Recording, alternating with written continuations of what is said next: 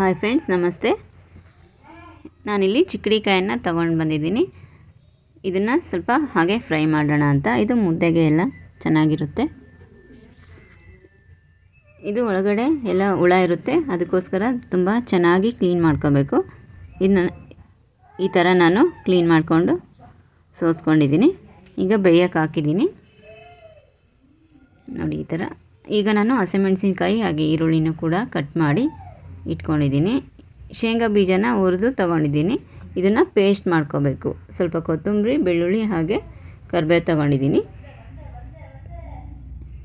ಈಗ ನೆಕ್ಸ್ಟ್ ನಾವು ಹೇಗೆ ಮಾಡೋದು ಅಂತ ನೋಡೋಣ ಬನ್ನಿ. ಈಗ ನಾನು ಕಡಾಯಿ ಇಟ್ಬಿಟ್ಟು ಅದಕ್ಕೆ ಕುಕ್ಕಿಂಗ್ ಆಯಿಲನ್ನು ಹಾಕ್ತಾಯಿದ್ದೀನಿ. ಅದಕ್ಕೆ ಒಗ್ಗರಣೆಗೆ ಅಂತ ನಾನು ಸಾಸಿವೆನ ಹಾಕ್ತೀನಿ.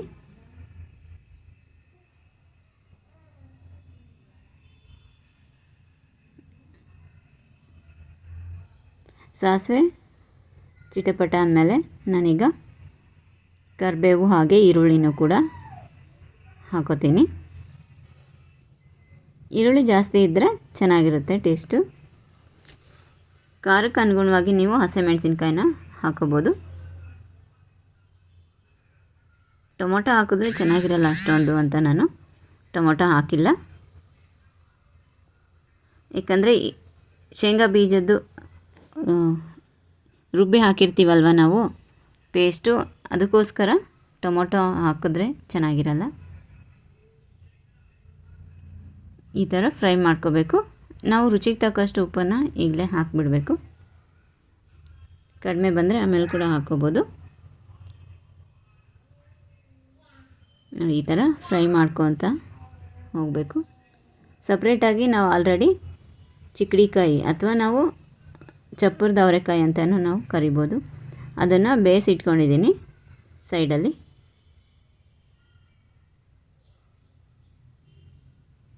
ಬೆಳ್ಳುಳ್ಳಿನ ಮತ್ತು ಕರಿಬೇವು ಎಲ್ಲ ಹಾಕ್ತಾಯಿದ್ದೀನಿ.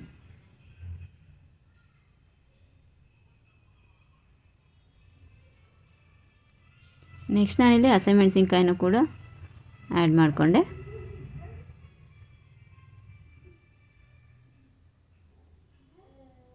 ಹಸಿಮೆಣಸಿನ್ಕಾಯಿ ಸ್ವಲ್ಪ ಫ್ರೈ ಆಗ್ತಿದ್ದಂಗೆ ಶೇಂಗಾ ಹುರಿದು ಪೇಸ್ಟ್ ಮಾಡಿ ಇಟ್ಕೊಂಡಿದ್ದು ಹಾಕಬೇಕು. ಶೇಂಗಾ ಹಾಕೋದ್ರಿಂದ ತುಂಬ ಚೆನ್ನಾಗಿ ಟೇಸ್ಟ್ ಕೊಡುತ್ತೆ. ಇದಕ್ಕೆ ರಾಗಿ ಮುದ್ದೆ ಸೂಪರ್ ಕಾಂಬಿನೇಷನ್ನು.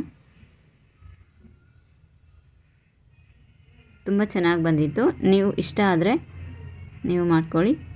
ದಯವಿಟ್ಟು ನಮ್ಮ ಚಾನಲ್ನ ಸಬ್ಸ್ಕ್ರೈಬ್ ಮಾಡ್ಕೊಳ್ಳಿ. ಈ ಥರ ಫ್ರೈ ಆಗ್ತಾ ಇದೆ. ಈರುಳ್ಳಿ, ಹಸಿಮೆಣಸಿನ್ಕಾಯಿ ಹಾಗೆ ಕರಿಬೇವು ಹಾಕಿದ್ದೀನಿ.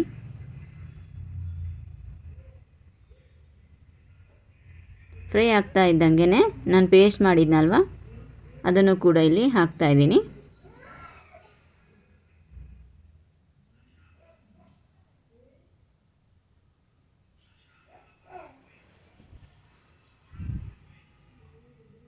ನೀವು ಗ್ರೇವಿ ಬೇಕು ಅಂದರೆ ಸ್ವಲ್ಪ ನೀರನ್ನು ಕೂಡ ಆ್ಯಡ್ ಮಾಡ್ಕೋಬೋದು. ನಾನು ಜಾರಲ್ಲೇ ಸ್ವಲ್ಪ ನೀರು ಹಾಕಿ ಆ ನೀರನ್ನೇ ಆ್ಯಡ್ ಮಾಡ್ತಾಯಿದ್ದೀನಿ.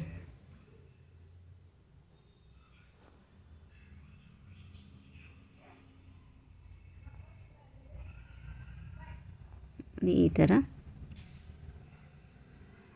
ಈಗ ನಾವು ಇದಕ್ಕೆ ಸಪ್ರೇಟಲ್ಲಿ ಬೇಯಿಸ್ಕೊಂಡಿದ್ವಲ್ವ ಚಿಕ್ಕಡಿಕಾಯಿ, ಅದನ್ನು ಹಾಕ್ಕೋಬೇಕು.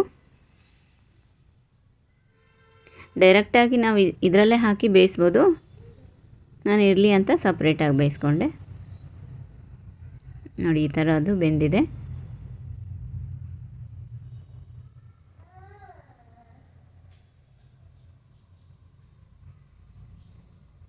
ಬೆಂದಿರೋ ಚಿಕ್ಕಡಿಕಾಯಿನೆಲ್ಲ ಹಾಕ್ಕೊಂಡು ಚೆನ್ನಾಗಿ ಫ್ರೈ ಮಾಡ್ಕೋಬೇಕು.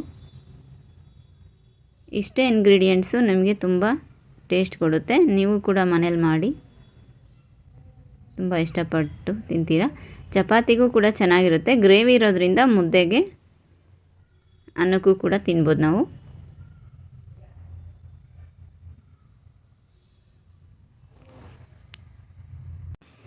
ಹಾಗೆ ನನಗೊಂದು ಕವನ ನೆನಪಾಗ್ತಾ ಇದೆ, ಸರ್ವಜ್ಞ ಅವ್ರದ್ದು ವಚನ. ವಿದ್ಯೆಗೆ ಕಡೆ ಇಲ್ಲ, ಬುದ್ಧಿಗೆ ಬೆಲೆ ಇಲ್ಲ, ಛಿದ್ರಿಸುವವಗೆ ಗತಿಯಿಲ್ಲ, ಮರಣಕ್ಕೆ ಮದ್ದುಗಳಿಲ್ಲ. ಅಂದರೆ ವಿದ್ಯೆಗೆ ನಾವು ಸಾಯೋವರೆಗೂ ವಿದ್ಯೆಗೆ ನಾವು ಕಲಿತಾನೇ ಇರಬೇಕು ವಿದ್ಯೆನ. ಹಾಗೆ ಬುದ್ಧಿಗೆ ಯಾವ ಬೆಲೆನೂ ಕೂಡ ಕಟ್ಟೋಕ್ಕಾಗಲ್ಲ. ಛಿದ್ರಿಸುವವನಿಗೆ ಗತಿ ಇಲ್ಲ ಅಂದರೆ ಚಾಡಿಕೋರನಿಗೆ ಯಾವತ್ತೂ ಕೂಡ ಸಮಾಜದಲ್ಲಿ ಬೆಲೆ ಇಲ್ಲ. ಮರಣಕ್ಕೆ ಮದ್ದುಗಳಿಲ್ಲ. ನಾವು ಯಾವ ಹಾಸ್ಪಿಟ್ಲಿಗೆ ಹೋದರೂ ಕೂಡ ನಾವು ಸಾವು ಬರೋ ಟೈಮಿಗೆ ಬಂದೇ ಬರುತ್ತೆ ಅಂತ ಇಲ್ಲಿ ಸರ್ವಜ್ಞ ಅವರು ಹೇಳ್ತಾ ಇದ್ದಾರೆ. ಎಂಥ ಒಳ್ಳೆ ಇದು ವಚನ ಅಲ್ವಾ ಸರ್ವಜ್ಞ ಅವ್ರು ಹೇಳಿರೋದು. ನೋಡಿ ಅದೇ ಥರ ಇಲ್ಲಿ ಫ್ರೈ ಕೂಡ ಆಗ್ತಾ ಇದೆ. ಇದು ಕಂಪ್ಲೀಟ್ ಆಯಿತು ಫ್ರೈ. ಚಿಕ್ಕಡಿಕಾಯಿ ಫ್ರೈ ಅಂತ ನಾವು ಇದನ್ನು ಕರಿತೀವಿ.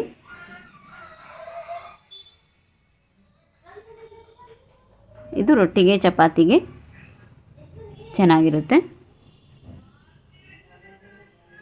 ಇಷ್ಟ ಆದರೆ ನೀವು ಕೂಡ ಮನೆಯಲ್ಲಿ ಒಂದ್ಸಲ ಟ್ರೈ ಮಾಡಿ. ನಮ್ಮ ಚಾನಲ್ ಇಷ್ಟ ಆದರೆ ಪ್ಲೀಸ್ ಸಬ್ಸ್ಕ್ರೈಬ್ ಮಾಡ್ಕೊಳ್ಳಿ.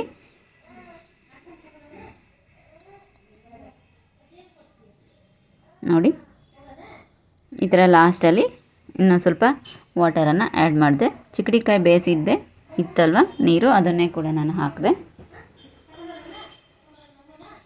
ಅದು ವೇಸ್ಟ್ ಆಗಬಾರ್ದು ಅಂತ ಅದನ್ನೇ ಹಾಕಿದೆ.